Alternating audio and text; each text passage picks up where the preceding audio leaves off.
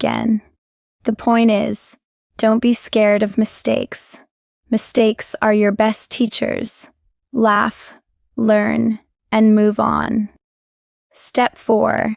Play the English game. What if I told you thinking in English could be like a game? Try this fun activity. Look at something and describe it in English. For example, if you see a bird, think, that bird is blue. It's flying high. Then ask yourself a question in English. Where is it going? Finally, answer your question in English. It's going to its nest. Doesn't that sound fun? You're playing with English and your brain is learning without even realizing it. Step 5. Be the star of your movie. Here's a dramatic twist. Pretend you're the main character in an English movie. Everything you see, say, or do is in English. If you're walking to school, imagine narrating it like a story. It's a bright morning. I'm walking to school with my bag. I see a dog. Oh wait, not that word. I see a cat. It's staring at me. Feel the drama. You're the star, and English is your script. The big suspense. Will it work? Now, here's the part you've been waiting for. Does this actually work? Can you really start thinking in English by following these steps? Let's solve the mystery. Think about it. When you were a baby, did you know words? No. You learned by listening, seeing, and repeating. Thinking in English works the same way. If you practice every day, your brain will switch to English without you even noticing. A funny ending with a moral one day. A little girl named Anna decided to try this.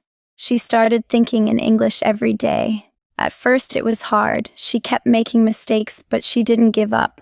She played the English game, talked to herself, and even narrated her own movie. One day, her teacher asked, "Anna, what did you do this weekend?"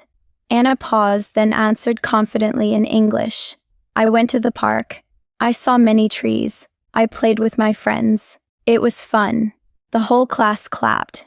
Anna realized something amazing. She wasn't just speaking English. She was thinking in English. The moral? Thinking in English is not about being perfect. It's about practice, patience, and a little bit of fun.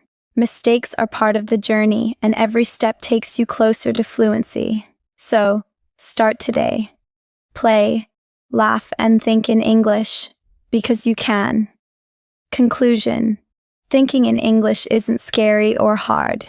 It's like a puzzle. Piece by piece, it gets easier. Remember to use pictures, small sentences, and lots of fun. Be patient with yourself, and don't forget to laugh at your mistakes. Who knows? Maybe one day someone will ask you, "How do you think in English?"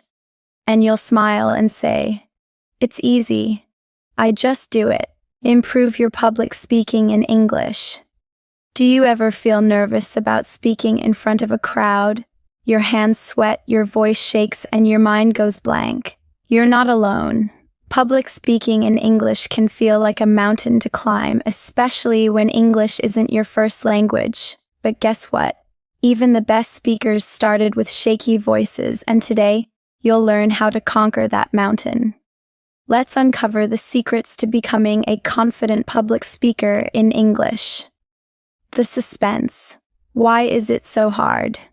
Imagine this. It's your turn to speak during a school assembly. The room goes silent, all eyes on you. You walk to the stage, your heart racing. As you start, you suddenly forget the words. Your English feels broken and embarrassment creeps in. Why does this happen? Here's the twist. It's not just about English. Public speaking is about confidence. Even if your English is perfect, fear can stop you. The real question is, how do you overcome this fear and speak like a pro? Keep reading. The answer will surprise you. Step 1. Prepare like a champion. No one becomes a great speaker without preparation. Even world-famous speakers practice their speeches multiple times. Here's how you can prepare. 1. Know your topic. If you're speaking about a subject, make sure you understand it well. When you're confident about the content, the words flow naturally. 2. Write simple notes. Don't memorize the entire speech. Instead, write key points in simple English. For example, if your topic is my favorite hobby, your notes could be, what is your hobby? Why do you like it? How do you do it? 3. Practice out loud. Stand in front of a mirror or ask a family member to listen. Speak slowly and clearly. Remember, practice makes perfect. Step 2. Start with a strong opening. The first 10 seconds of your speech are the most important. Why? Because this is when the audience decides if they want to listen to you. Try these tips for a powerful opening. Start with a question. Have you ever wondered what makes a great hobby? Share a fun fact. Did you know reading can reduce stress by 68%? Tell a short story. When I was 10, I fell in love with painting. Here's why. A strong start grabs attention and makes you feel confident. Step 3. Speak slowly and clearly. Many kids rush when they're nervous, but speaking fast doesn't make you sound smart. It makes you harder to understand. Here's a trick. Imagine you're explaining something to a younger sibling. Use simple words and speak at a steady pace. If you need time to think, take a small pause. Silence is your friend, not your enemy. Step 4. Use your body language. Your words are important, but your body speaks too. Confident body language can make your speech more powerful. Stand tall. Keep your back straight and shoulders relaxed. Use hand gestures. Move your hands naturally to emphasize your points. Make eye contact. Look at different people in the audience, not just the floor or your notes. The funny twist. What if you forget? Let's be real. Forgetting a word or sentence can happen to anyone. Here's a funny trick to handle it. Instead of panicking, take a deep breath and smile. Then say something like, "Oops, I lost my thought. Let me try that again. Well, I guess my brain took a break. Here's what I was saying." The audience will laugh with you, not at you. They'll appreciate your honesty and confidence. Step 5. Practice thinking in English. This is a big one. Thinking in English helps you find words faster when speaking. How do you do it? Describe your day in English. I woke up at 7. I ate breakfast. I went to school. Play word games.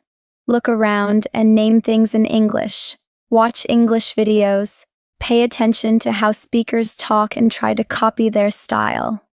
Step 6. Engage your audience. A great speaker connects with their audience. How?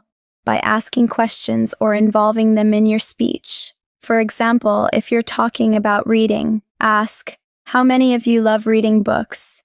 Raise your hand if you've read a funny story recently. When the audience feels involved, they'll enjoy listening more. Step 7. Add humor and stories. Who doesn't love a good laugh? Humor makes your speech memorable and fun. For instance, if you're nervous, you can joke, "My knees are shaking so much, I could win a dance competition." Stories are also powerful. Share a personal experience related to your topic. People remember stories better than facts. Step 8. End with impact. A strong ending leaves a lasting impression. Summarize your main points and finish with something memorable. A quote. As they say, practice makes perfect. A challenge. Now it's your turn to try public speaking. A thank you. Thank you for listening and letting me share my story. The big reveal. Will you succeed? Here's the truth. Everyone has the potential to be a great speaker. Yes, even you. The secret isn't in perfect English or fancy words. It's in confidence, practice, and a little bit of fun. Remember this. Mistakes are normal. Every great speaker started where you are now, so don't be afraid to speak. Every time you try, you're one step closer to success. Public speaking is not just about words. It's about believing in yourself and sharing your ideas with the world. When you speak, you inspire others. Your voice matters. So, the next time you stand on a stage, take a deep breath and say to yourself, I can do this. Because you can.